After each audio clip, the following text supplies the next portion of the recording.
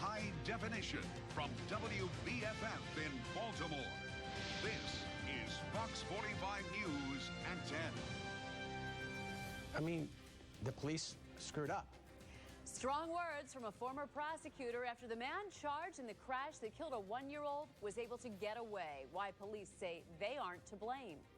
They'll probably save about $2,500 to $3,000 per year. And switching to solar, why time is running out for some of the best deals for those turning to the sun for energy.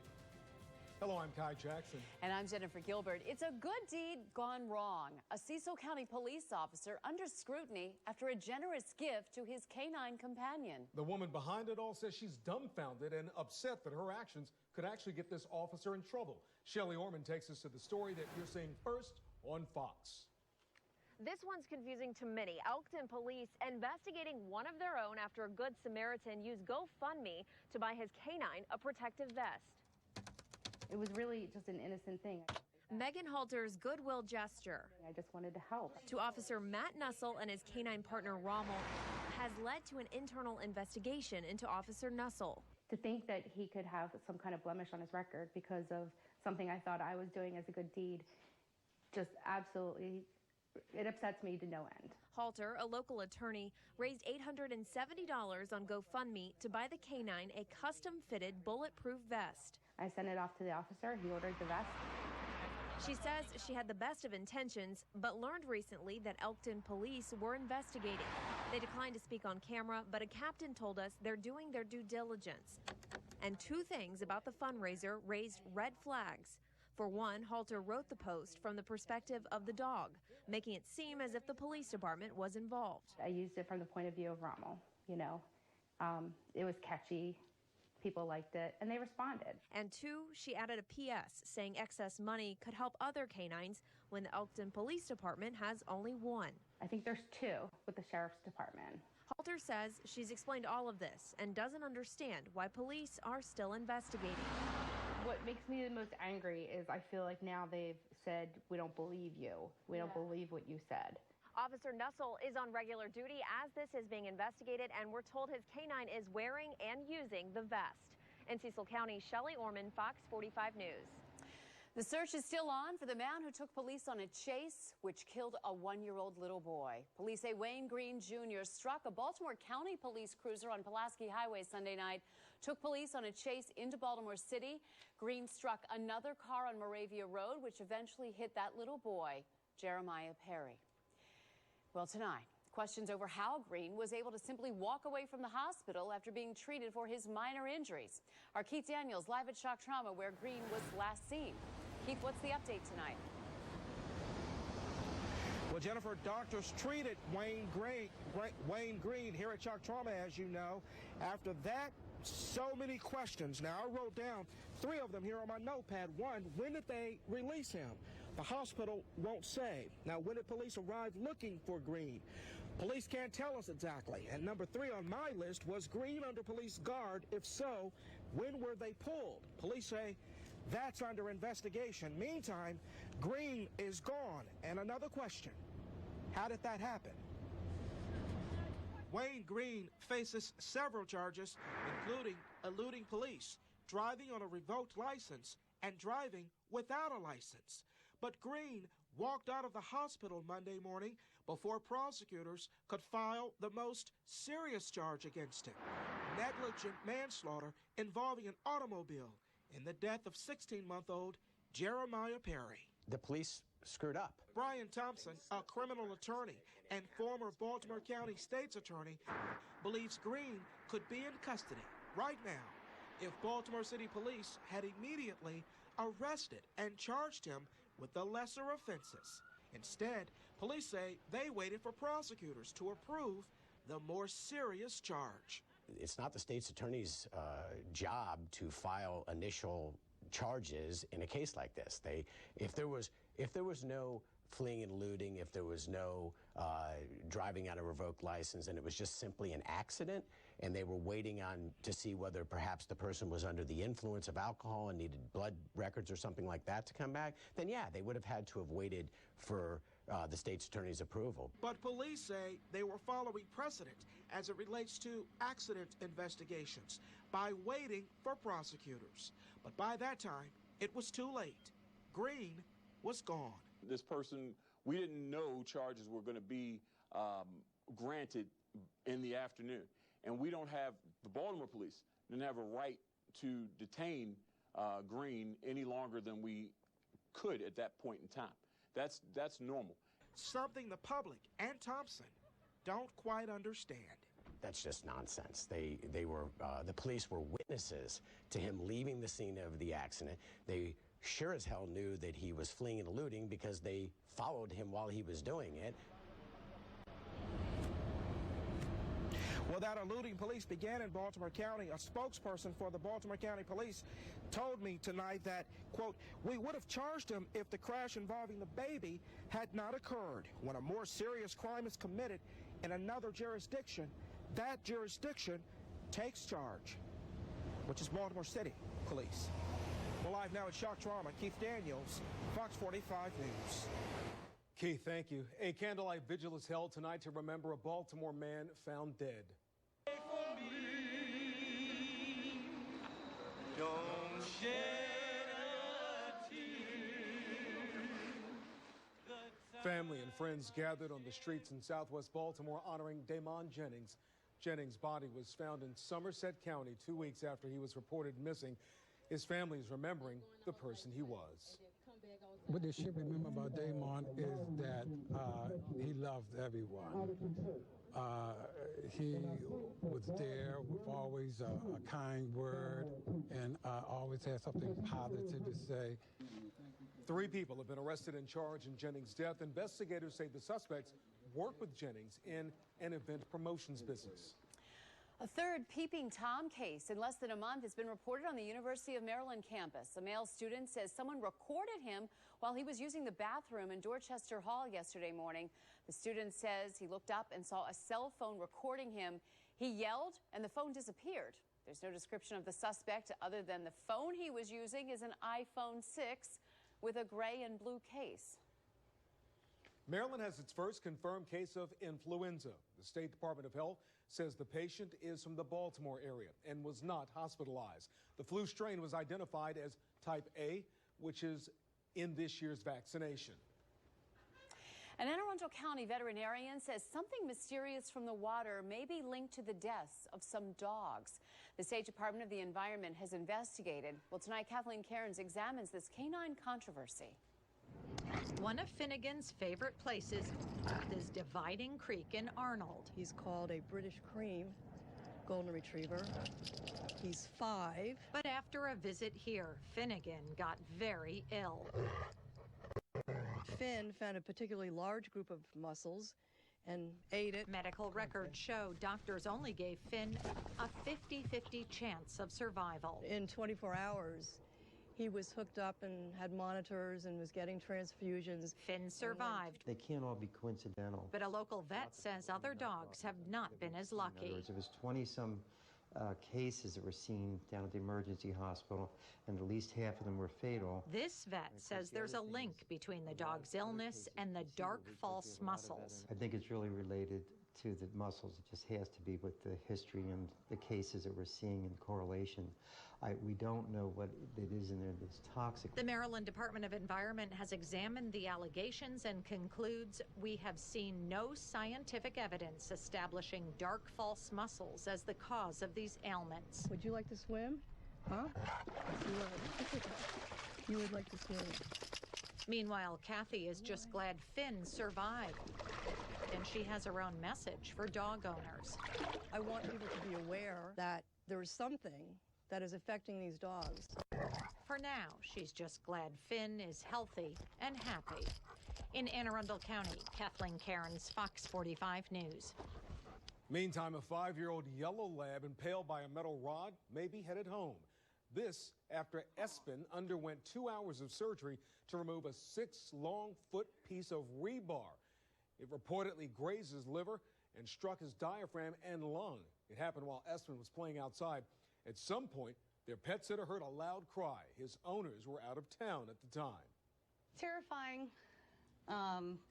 not knowing what's really going on. He had the rebar coming from the left side of his abdomen, coming out the right side of his chest. Knowing that he's made it, it's a miracle to me. This wasn't Espen's first brush with danger. When he was just a one-year-old pup, he was hit by a car. His doctor says he's a lucky dog. Well, strong reaction tonight to a story we first brought you back in May surrounding the military's payments to professional sports teams. Jeff Abel reports.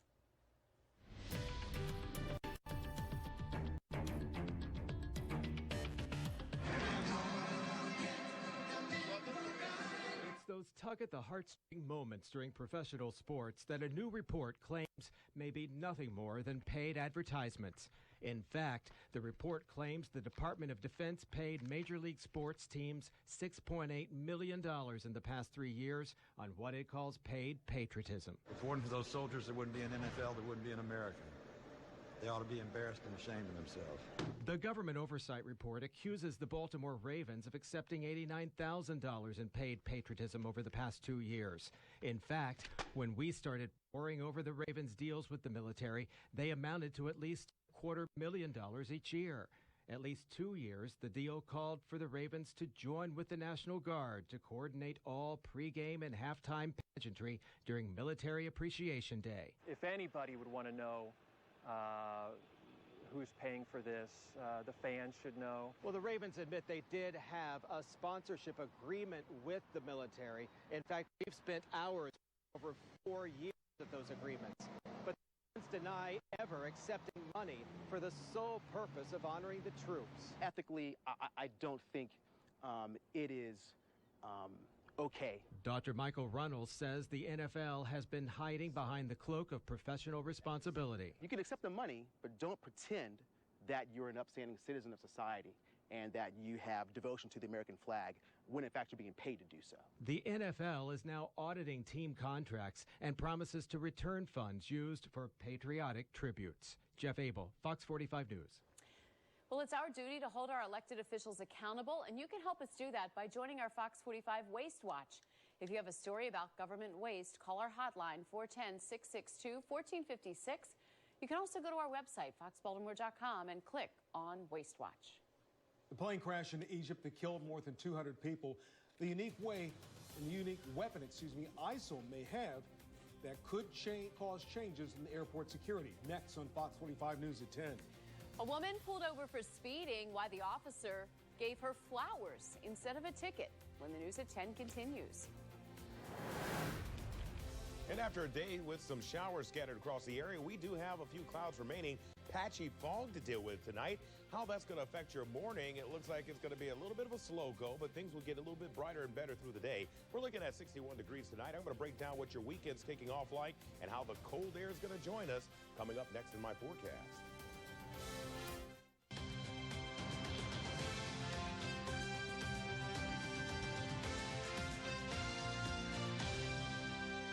BGE customers who oppose being charged $11 a month for not having a smart meter are making their voices heard. As John Rydell reports, they're urging the Public Service Commission to reduce or eliminate that fee. That was very important to me, and it hits me very, very hard. Bonnie Bukema has few dollars to spare. That's why she's upset at having to pay BGE $11 a month, all because she's refused to have a smart meter installed. Bukema says she has a heart condition, and she's worried about possible radiation. It's because I have cardiac issues and a lot of other issues, and some of those things are directly affected by that kind of radiation emitted. Bukema says after paying her monthly BGE bill and that opt-out fee, there's not much left. It was 59% of my gross income. And were it not for some other ways of, like food stamps, I wouldn't have. I had $29 left. Critics of the smart meter opt-out fee say, based on the current fee structure, if you own your own home for 10 years, you'd wind up paying nearly $1,400. So Bukema and other BGE customers are urging the PSC to either reduce or eliminate the monthly fee. BGE says the number of those opting not to have smart meters installed is now 3 times higher than predicted. So utility officials admit the cost of maintaining the old analog system could be lower. But BGE says they've still been unable to install smart meters in many homes where the meters are inside. We haven't finished fully reaching out to these customers yet. So this is a work in progress. It's going to take several months before we get all the customers contacted. And that's really the best time to determine what the final fee should be. A fee that some BGE customers hope will be much lower. In Baltimore, John Rydell, Fox 45 News. Investigators are still trying to figure out who placed what police call skimmers on ATMs to capture personal information and steal money. Police found out about it last week. They're still trying to figure out just how long it was there and how many victims there are. In the meantime, police offer this advice to people using ATMs. If you notice that that particular part of the ATM feels loose, it's possible someone may have tampered with it. So again, take out your card and call your bank. Well, one more tip. Cover your hands as you enter your PIN, just in case a nearby camera is watching. Tens of thousands of foreign tourists are stranded in Sharm el-Sheikh, Egypt, following the suspicious crash of a Russian jetliner. The British government says it could take more than a week to evacuate 20,000 Britons currently in the Sinai Peninsula. Egypt's tourism minister says Britain's decision to suspend all flights to Sharm el-Sheikh is unjustified.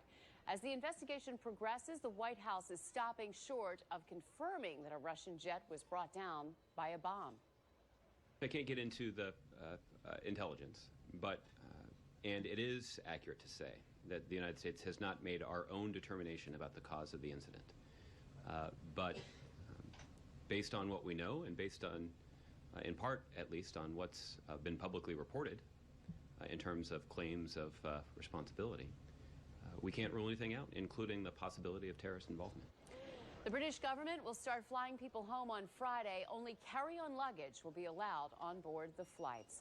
Scott Thickman examines how ISIL could have gotten a bomb past security.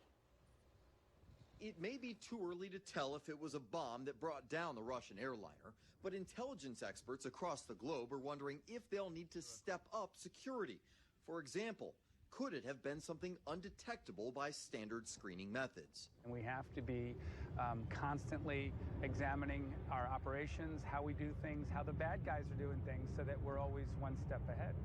Al-Qaeda affiliates have boasted in the past of bombs that could breach security, but this would be a first for ISIL, who has claimed responsibility. On the basis of them announcing that they did it, and on the basis of their past attempts, I think it's only logical we conclude that they're carrying out this kind of a terror campaign. The White House, not ruling anything out, says it's considering new safety measures. And currently, the Obama administration is reviewing a number of different steps that we can take to enhance security for commercial flights bound for the United States from certain foreign airports. But former FAA executive and aviation safety consultant Dan Elwell says many steps are already being taken and have been, especially with U.S. flights. The public is aware of just a sliver of the activity by national security agencies, private security companies, airlines themselves. The one thing the public can feel good about is the amount of effort that's taking place on a daily basis that they're not even aware.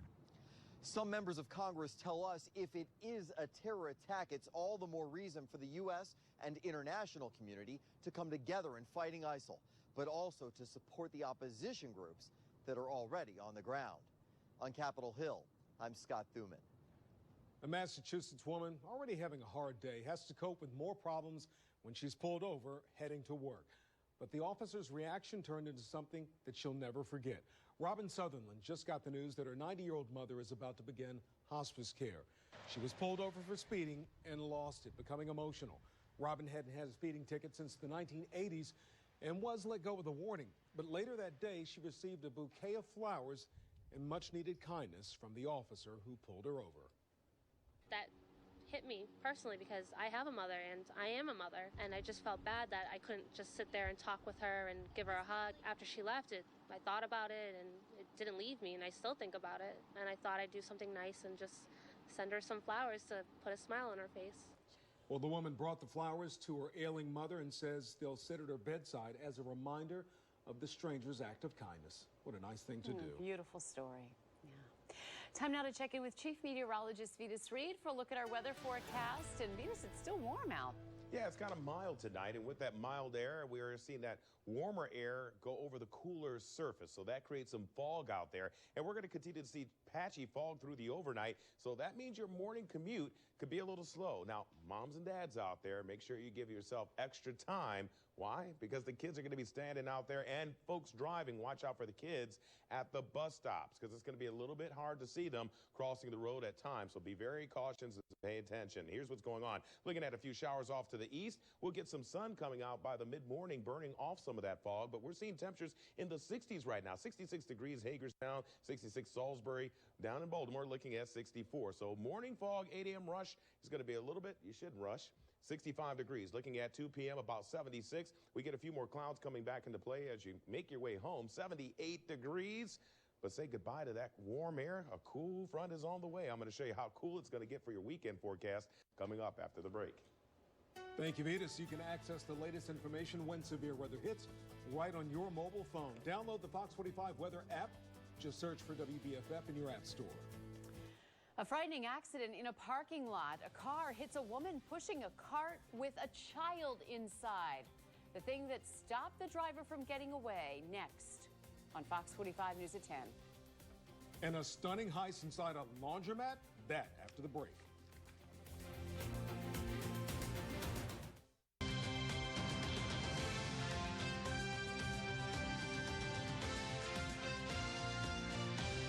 Drunk driver caught on camera plowing through a crosswalk and hitting a woman pushing a child in a shopping cart. Take a look. You can see the Jeep slam into the woman, sending her flying and just missing the child. Well, the driver got out of the Jeep to check his vehicle for damage and then actually tried to drive away. But witnesses held him until police got there. The woman suffered a separated shoulder, severe neck sprain, and hip bruising. The driver has been charged with DUI, operating a vehicle without insurance, and having a revoked registration. It's easy to forget a few socks at the laundromat, but a few laundry snatchers intended to steal someone else's socks and a lot more. Check out the surveillance video from inside this laundromat in Washington State. One couple was washing clothes and left to run a few errands. While they were gone, 3 people were caught taking out the laundry, folding it like it was their own, then walking out with a basket full of clothes. Easily over $500. And this isn't an issue of getting my clothing back. It's an issue of this shouldn't happen to anybody. The thieves got away in a minivan. Police say they'll be looking out for anyone trying to sell clothes. It was like it was literally like a second. Well, that was her description of the hug, and some people are describing the punishment she received for it. Later on Fox 45 News at 10. Next, the death of a police officer ruled a suicide. The other family members being investigated when the News at 10 continues.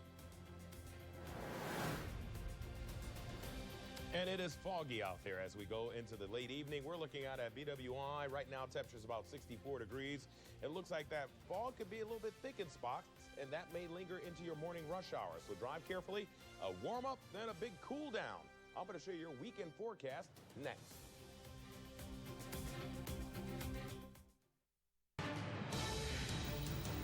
Breaking news tonight, an accident on I-95 in the Joppa area has left 4 people seriously injured, including a Maryland Transportation Authority worker. We're going to take a live look right now. Look at traffic back up there at the crash scene in the southbound lanes of I-95. Now, this is just past exit 77. You can see there is heavy fog out there, as Vitas talked about. We're told that one lane has reopened. The accident involved a tractor trailer, and crews are reported to be on the scene cleaning up a fuel spill. Violence continues to spike in Baltimore City, and so did the number of grieving families.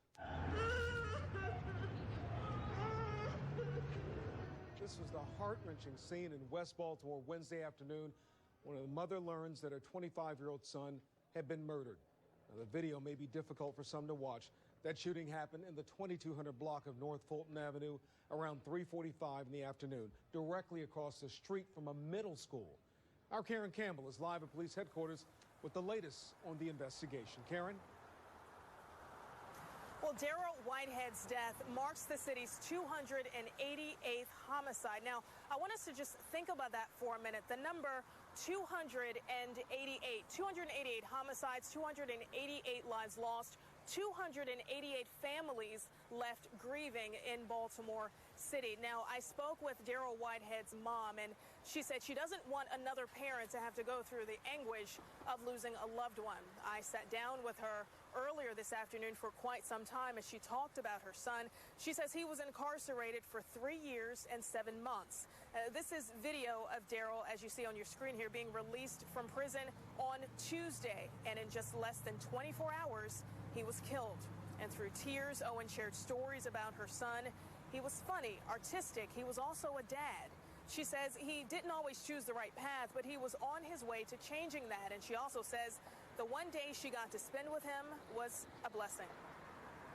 That he kissed me on my cheek, and he walked away. He came back and kissed me again. And things don't make sense at the time, but in retrospect, I think maybe he was giving me one for yesterday, because I never got to see him yesterday until I saw him deceased. And Owen says putting an end to violence might begin with a simple conversation. You have kids with all sorts of issues, abandonment,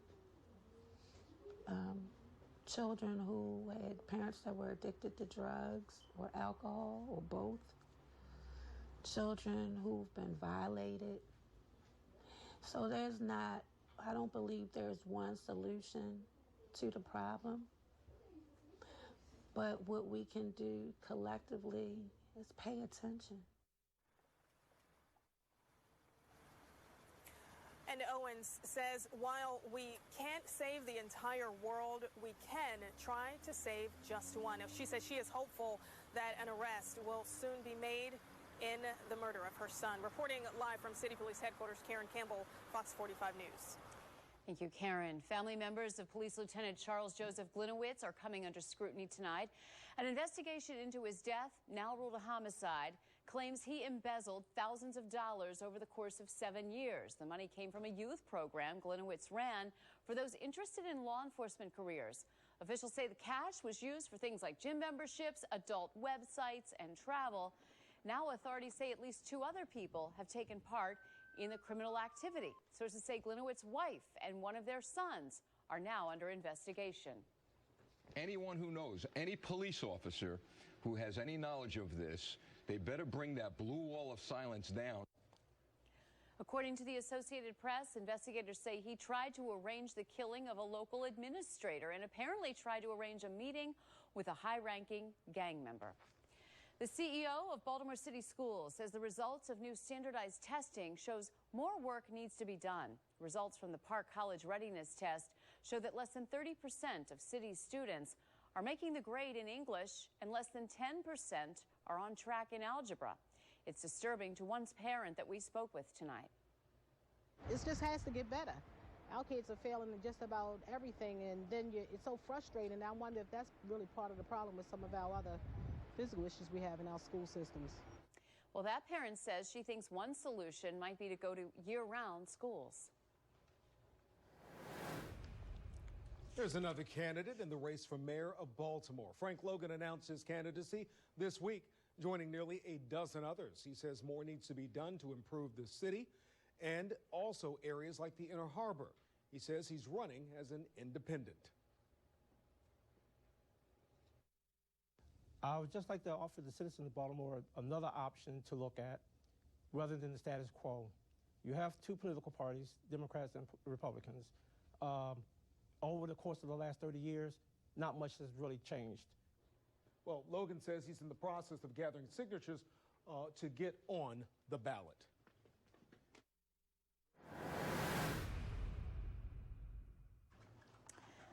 As the price in solar panels continues to drop, the switch to efficient energy continues to surge. But what's the best way to go? Solar? Drop the chunk of change to buy equipment, or lease the panels for next to nothing? Adam Yosem went to find out.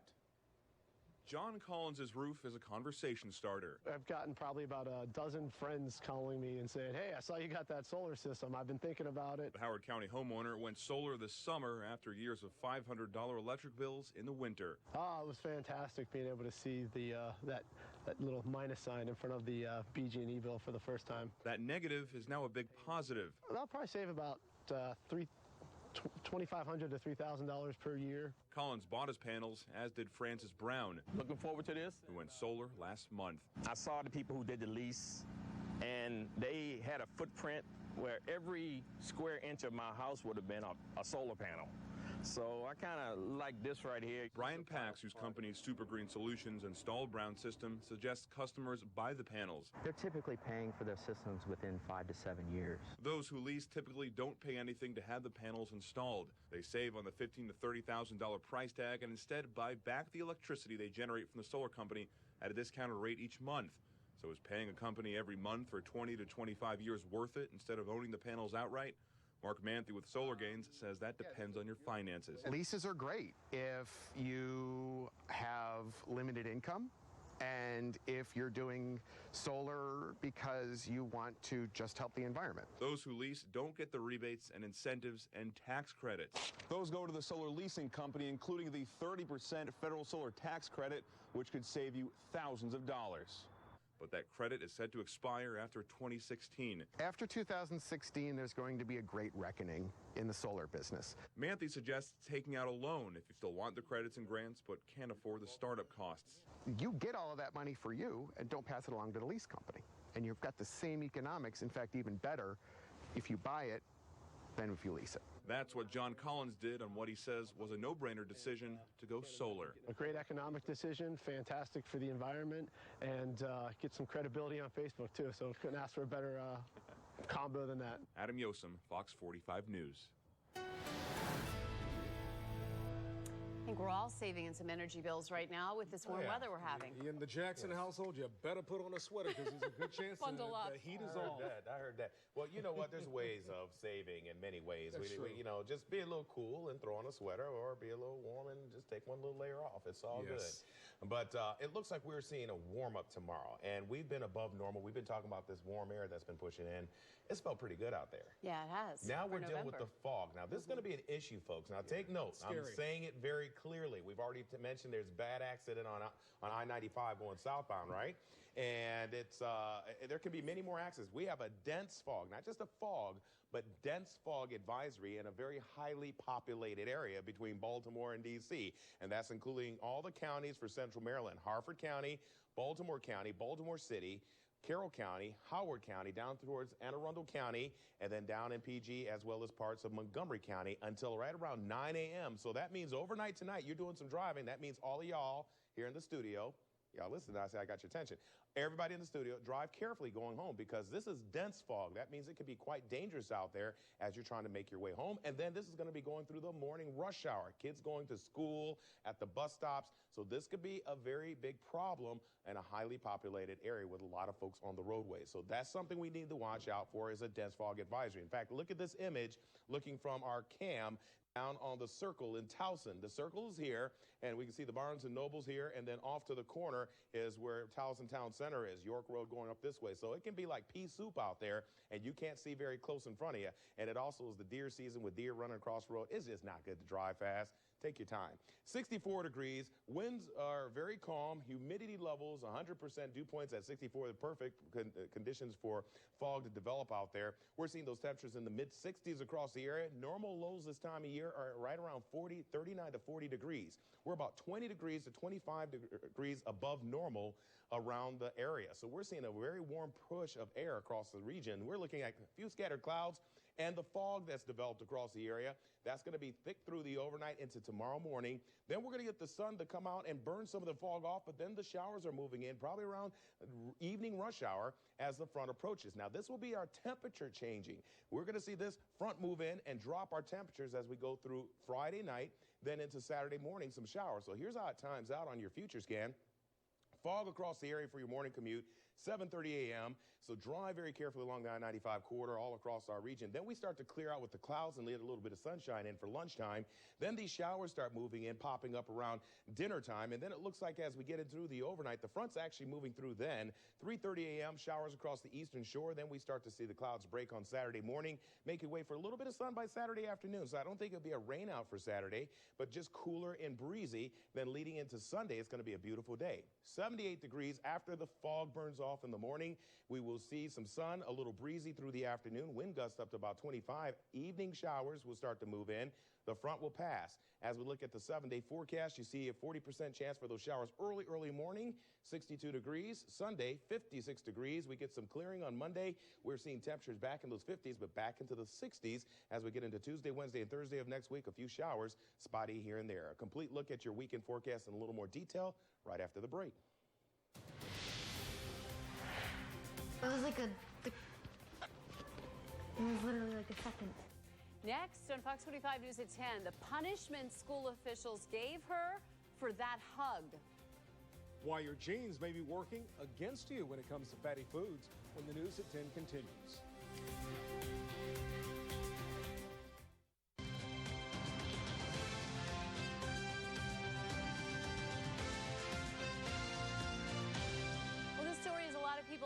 If a school went too far, judge for yourself. A Florida family has hired a lawyer after their daughter was given detention for hugging a classmate. It was like it was literally like a second. 8th grader Ella Fishbow says she was comforting her friend, who is a boy, but her school's handbook clearly states no hugging. This has many wondering whether we're sending the wrong message to our kids when we should be encouraging compassion. But the school says detentions are only given after repeated offenses, and Ella apparently, they say, was warned last month when the same boy put his hand on her head. I do think about inappropriate touching and boys and girls at this age having feelings for one another, but that's not what we're dealing with here. And if administration can't tell the difference between a friendly how you doing hug and an inappropriate hug, then I think we have another big problem. You don't think about when your friend says, I had a bad day, that this is going to be a discipline problem. Well, Ella's detention is set for tomorrow. Her family planned to meet with the principal today, but her mother says no matter what happened, her daughter will serve the punishment because technically she did break the rules. Sleep is essential for good health, and now there's word that a lack of sleep could put women at risk for kidney disease. Researchers from Brigham and Women's Hospital in Boston studied the sleep habits of thousands of women. They found that those who slept less than 5 hours a night had a 65% greater risk of a decline in kidney function. The news is troubling because trends show over the past 20 years, the average American is getting less sleep. Right now, it's not known whether getting more sleep improves kidney function in women or may even reverse damage already done. Well, you've heard the expression, she or he gets it on us. Well, when it comes to craving high fat and sugary foods, that just might be true. In Britain, scientists have identified genetic variants that boost the brain's reward responses to foods that are high in fat and sugar. The team used MRIs to measure brain responses of people as they viewed pictures of high and low calorie food. The findings could help researchers better understand the biological basis of behaviors that may predispose some people to obesity. Well, the season of giving starts in earnest today at the Maryland Food Bank. This morning, volunteers across the state filled 20,000 boxes with holiday meals. The Pack to Give Back event will give the equivalent of 80,000 meals to families in need. All right, time now to look at our detailed weekend forecast. We're starting off with a lot of fog tonight, which is causing problems. And we have to be careful. Already have one accident, and meteorologist Vetus Reed says come tomorrow morning, we could see a fair amount of that fog on the road like we did today, Vetus, right? Yeah, it looks like we are going to see foggy conditions. We have dense fog advisories for the overnight until right around 9 a.m. So that means through your rush hour commute tomorrow morning, it could be a little treacherous out there. So give yourself extra time to head out to work and to school. So taking a look at what's going on, we do have this frontal boundary that's going to move in from the west. That's going to be bringing us showers and a change in our temperature. So we're going to see a boost in our temperatures through the day tomorrow, and then it's going to be some showers, and then we cool down for the weekend. So here's what it looks like for your weekend. Saturday, we're going to see probably some clouds in the morning, maybe a sprinkle early on, but then we'll clear out later in the day with some sun, 61 degrees, breezy. By Sunday, I think we'll get more sunshine, right around 56 to 60 degrees. I think there's going to be kind of a variance in those temperatures, but nonetheless, we're going to see it a little bit breezy. Now, breaking it down, if you're going to be going to across the bay 10K on Sunday, it looks like it's going to be a pretty decent day, actually. It looks like we should see dry conditions. There was a chance for maybe a shower, but I think it looks like we're seeing clear skies. And then here's what it looks like to break it down. I think we're going to, well, trick or treat. What the heck? I don't know what that did. I'm going to go back. Let me try that again. Bam. Let's see. There we go. All right, we can go trick-or-treating, whatever you want to do. There it is, 7 a.m. We're looking at 59 degrees. 9 a.m. it looks like 60, and then it looks like 11 a.m. will be about 61 degrees. Some sunshine out there, a breezy day, and if you want to dress up for trick-or-treat, feel free to. You can run across the bay with a pumpkin. That's fine, whatever you want to do. Back to you guys. Jacoby Jones signs with a new team days after being released. Why Ravens fans will get another look at the former receiver next in Sports Unlimited. Oh, yeah, right. The spectacle out the window at Mount Washington Pediatric Hospital today after the break.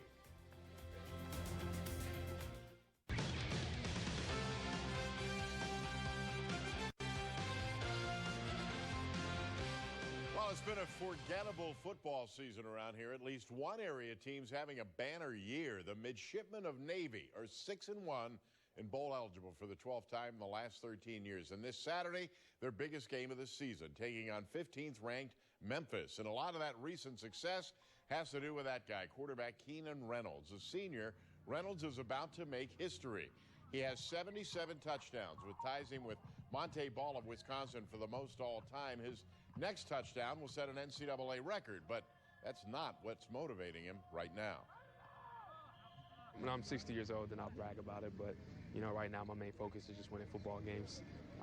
You know, at the end of the season, when everything's all said and done, then I'll, you know, look back and be excited and be proud of it. I mean, I know I always say the guys over there, them big guys, they're more excited about it than I am, really.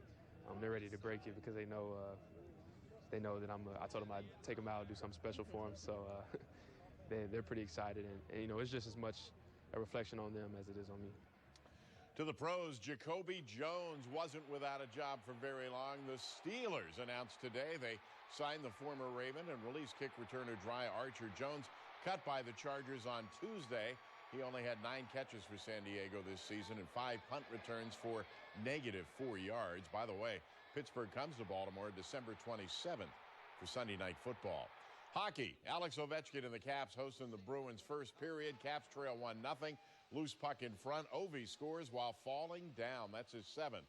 Ties it at 1. Second period, Caps take the lead. Brooks Leach sets the screen, deflects it in for the goal, his first of the year. Caps improved to 9-3, 4-1 over the Bruins. Why Joe Flacco isn't worried about missing Steve Smith. That's coming up at 11:30 as Sports Unlimited continues. All right, thank you, Bruce. An unexpected visit from the Caped Crusader and his webtastic friend. As Amber Miller shows us, some special little ones got a surprise of a lifetime just by peeping out of the window. Spidey? At the Mount Washington Pediatric Hospital. Every year we do the maintenance, and this year we decided to perk it up a little bit. Thursday, patients came face to face with this dynamic duo. Hi. For them to come down to the playroom and, you know, be able to see kind of like a special surprise, Batman and Spider-Man cleaning the windows, and it just helps lift their mood and their spirits. Everyday window washers turned superheroes, fighting for a smile with each swipe. Oh, yeah, he right. Okay, he right there. Some of them come here, they don't smile. When they see excitement like this, it just, you want to see their smile. It's such a loving, loving reaction. Some patients have daily visits. Others, for weeks, have called Mount Washington home, while some have been here for months. For them to get a little bit of normalcy and feel like they're getting to do or see something that they would be able to see or do at home. It's huge for them. Oh, boy. The hospital hopes to make Thursday's visit a yearly tradition, giving these little ones a big surprise of superhero proportions. In Mount Washington, Amber Miller, Fox 45 News. Making an amazing comeback, how an Army soldier seriously injured in Afghanistan has turned into a power weightlifter.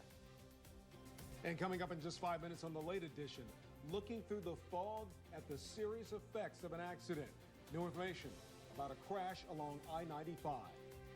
And paying a fortune for parking, the breathtaking price one Boston garage is charging.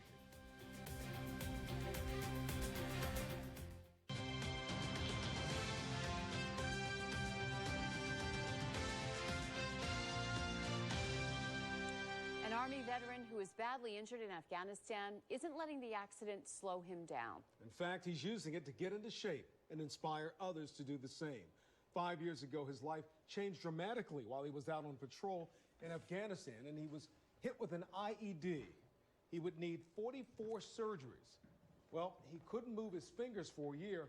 As he recovered, he began working out, and now Mitchell is a competitive powerlifter and will enter his first competition in January.